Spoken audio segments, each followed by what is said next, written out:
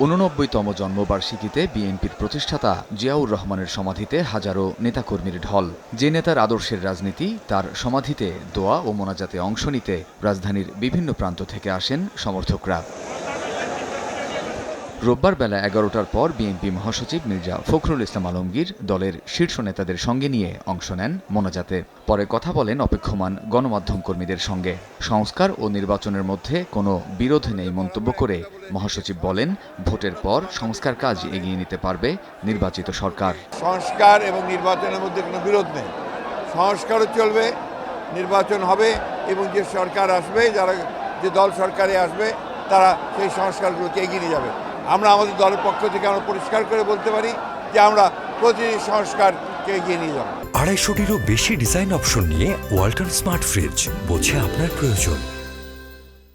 সংস্কার কমিশনের রিপোর্ট চূড়ান্ত করতে সব রাজনৈতিক অংশীজনের ঐক্যের ওপর জোর দেন বিএনপি মহাসচিব। পুরো রিপোর্ট আমাদের কাছে এসে পৌঁছেনি।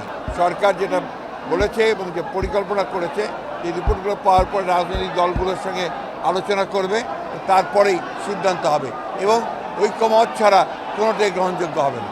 অতি অল্প সময়ের মধ্যে নির্বাচনের মাধ্যমে গণতান্ত্রিক ব্যবস্থায় ফিরে যাওয়ার আহ্বান মির্জা ফখরুলের। নির্বাচনের মধ্য দিয়ে আমরা গণতন্ত্রে ফিরে যেতে পারি, সেই ব্যবস্থাটা কায়েম হোক।